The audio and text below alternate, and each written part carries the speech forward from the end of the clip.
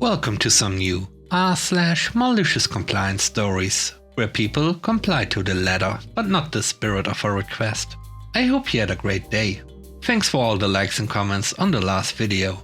If you would like to support this channel, please hit the like button and consider subscribing if you enjoy the content. And now, let's start with the first story. It's called Following Her Rules. I have a job where, for about half the week, I have to visit various clients within a 100-mile radius using my own car.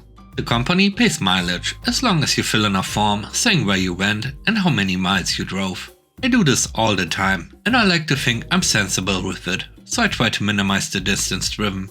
For example, we have 3 clients approximately 90 miles south of work, so if I can, I group them all together in a day and only drive around 180 miles on a round trip.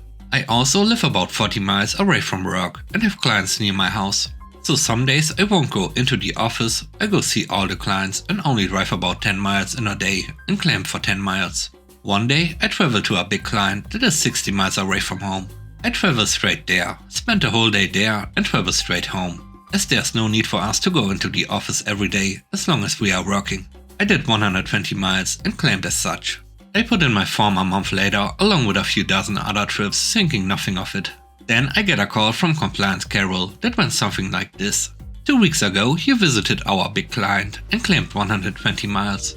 But they are only 45 miles from the office, so you should have claimed 90. Oh yeah, as you can see from the claim, I drove straight from home though, so I had to go further. You can't do that, you have to calculate the distance from the office.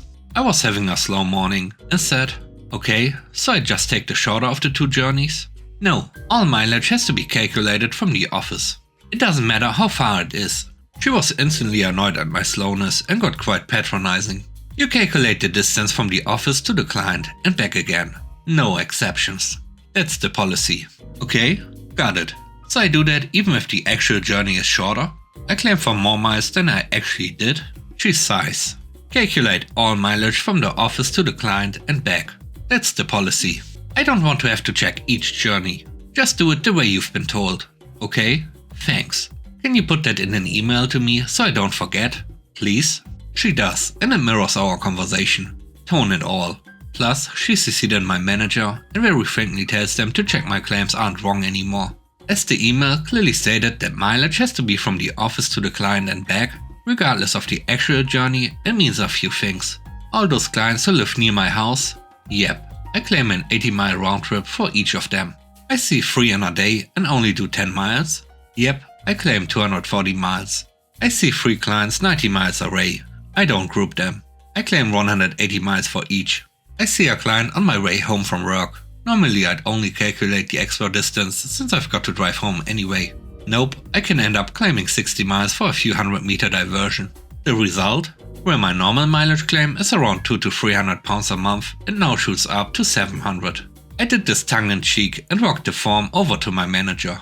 I'd normally leave it on her desk, but I thought she'd get a laugh out of it and tell me to redo it. She looks down at it. I see her eyes widen at the number. Without saying anything, she opens her emails, reads the snotty email from Compliance Carol, looks at my form and says, "Looks like you followed the rules to the letter." She gives me a smile and signs the form. At the end of the next month, an extra 700 pounds is on my wages and I don't get a call from Carol. The cherry on the cake? Mileage is 45 pence per mile and is supposed to cover fuel, servicing, insurance and depreciation of the car. I drive an old but efficient Ford Fiesta. My business insurance with extra miles is only 150 pounds extra a year. And there's no depreciation because it's worth very little anyway. And I did a mechanic apprenticeships in my youth, so I maintain the car myself. Fuel cost me about 250 pounds a month in total. So in the last 3 months I'm up 1200 pounds. I have double checked with my manager twice since then, and her response is, "They set the rules and you are following them. Don't worry about it." Can't wait for someone to work out what Carol's insistence on the rules is costing the company.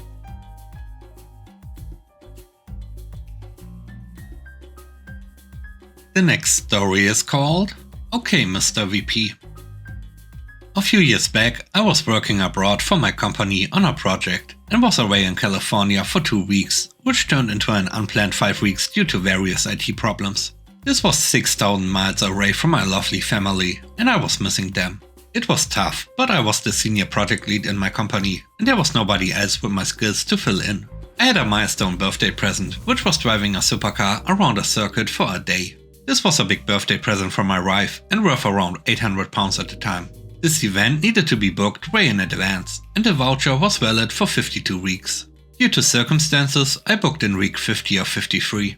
Problem: because the latter part of the unplanned extra 3 weeks overlapped with the driving event day, I told my manager that I could not rebook as it was so late and was non-cancelable. If my company wanted me to stay that weekend, they would need to compensate me for the lost event money.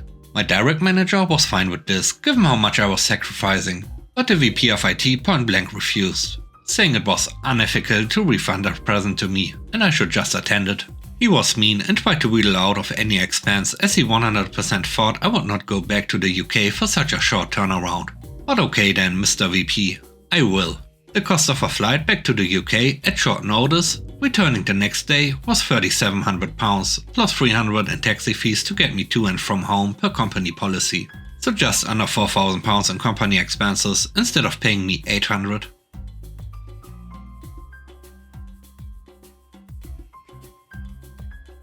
The third story is called Once You Leave.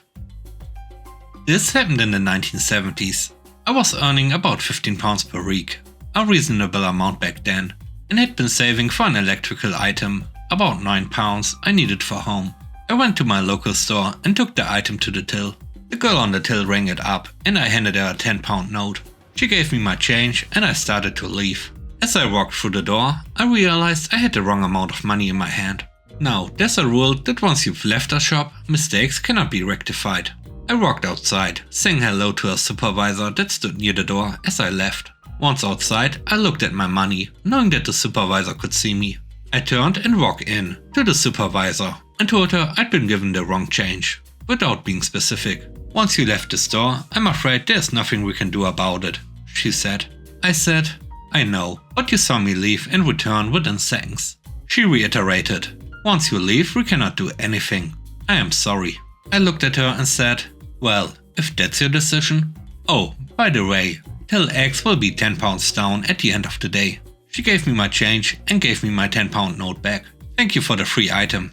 I'm quite honest and £10 was a lot of money, but if they don't want it, that's fine with me. The last story is called Yes to Everything. This story takes place about 15 years ago. I had my phone number for a while now, long enough that all the alls had it memorized as my number, so I really didn't want to change it for any reason. But one day, almost like a switch, I started getting calls from people looking to reserve a table at the Cheesecake Factory.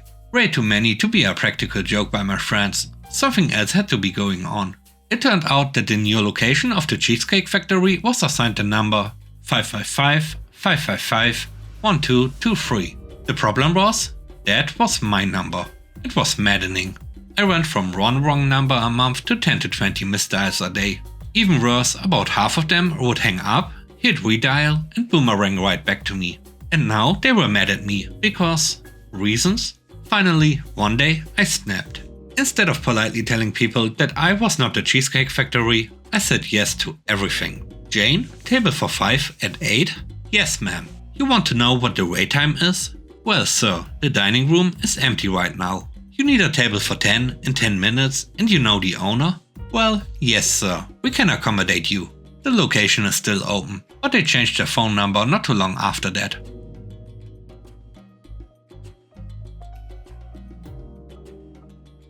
And with that, we end today's video. Let me know what you think about the stories. On a scale of 1 to 10, how would you rate the stories and today's video? I hope you enjoyed the video. If you like what I do and want to support me, please subscribe and hit the like button. I hope you have a great day. Stay safe. Bye bye.